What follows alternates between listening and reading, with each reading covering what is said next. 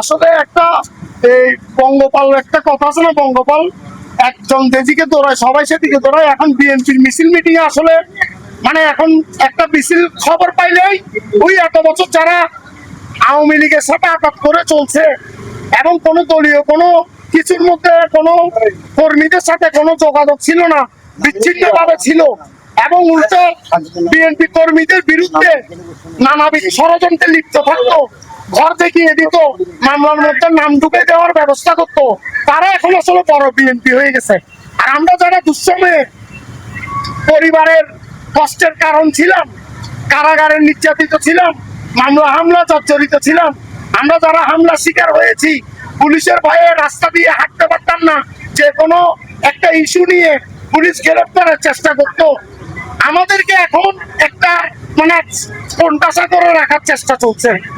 তার অন্যতম প্রমাণ হচ্ছে আমরা ডেলিগেটেড কার্ড পাই না, আর প্রধানমন্ত্রী তারেক রহমানের প্রোগ্রামে 200টা ডেলিগেটেড পাই।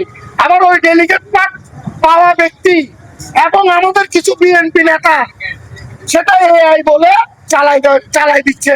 আসলে কোনটা এআই কোনটা এআই ছাড়া সেটা আসলে বোঝা যায়। এআইয়ের মধ্যে বেশিরভাগ ছবি মানুষের বর্তমান লুকটা পরিবর্তন করে দেয়, কিন্তু এই ছবি যে এআই না তার অন্যতম প্রমাণ ওনার কোনো লুক পরিবর্তন হয়নি। সে একটা বড় দোষর, সে এখন পরিচয় দিচ্ছে সে আমাদের বিএনপি নেতার ভাগিনা, বিএনপি নেতা, তারা একসময় বিএনপি করতো। এরকম দোষররা ডেলিগেটেড কার্ড পায়, কোন পদ পদবি নাই, তারা ডেলিগেটেড কার্ড পায়। পদ পদবি নাই কথাটা উল্লেখ করছি একটা মাত্র কারণে, ডেলিগেটেড কার্ডের ক্রাইটেরিয়া বলছে যে পদ থাকতে হবে।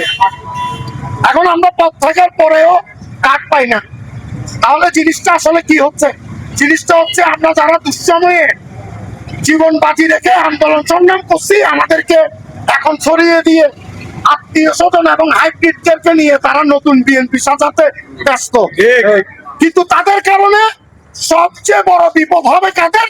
এই আমরা যারা দলের দুঃসময়ে ছিল, আমরা কখনো হারিয়ে যাব না, আমরাই আবার দলের দুঃসময় কখনো যদি আসে, আল্লাহ না করুক, আমরাই থাকবো। তাদের কারণে আমাদের দলেরই ক্ষতি হচ্ছে। আজকে দেশের মধ্যে গ্যাস সংকট, বিদ্যুৎ সংকট কি কারণে হচ্ছে? কিছু দোষর এবং কিছু কর্পোরেট সরকারি কর্মকর্তা যারা এখনো আমাদের কিছু বিএনপি নেতার কাঁধে ভর দিয়ে তাদের অবস্থান করছে, তাদেরকে যারা আশ্রয় প্রশ্রয় দিচ্ছে, তাদের কারণে এই সমস্ত ঘটনাগুলো হচ্ছে। সরকারকে ব্যর্থ দেখানোর জন্য, সরকারের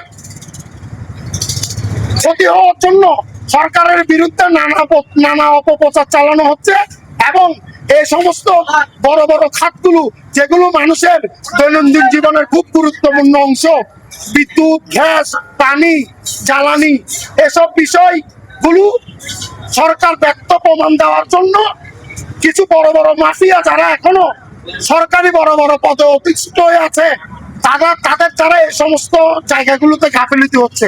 তো আমি আমাদের প্রধানমন্ত্রী একজন চৌকস ব্যক্তিত্ব, আশা করি তিনি সহসাই এই সমস্ত সমস্যাগুলো সমাধানে সফল হবেন।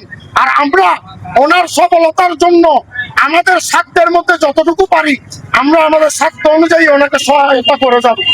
আমরা ত্যাগী নির্যাতিত নেতারা যতদিন বেঁচে আছি, শহীদ রাষ্ট্রপতি জিয়াউর রহমান ও দেশনেত্রী বেগম খালেদা জিয়ার সন্তান তারেক রহমানকে ব্যক্ত প্রমাণ করতে দিব না।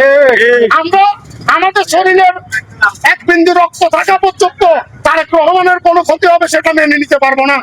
আমরা সজাগ আছি, ইনশাল্লাহ সহসাই যে সমস্যাগুলো হচ্ছে সেগুলো সহসাই সমাধানের মধ্য দিয়ে বাংলাদেশের মানুষের একজন পছন্দের মানুষ হিসেবে তিনি বাংলাদেশের প্রধানমন্ত্রী হিসেবে থাকবেন এবং নিজের মা বাবার নামটা রক্ষা করে যাবেন।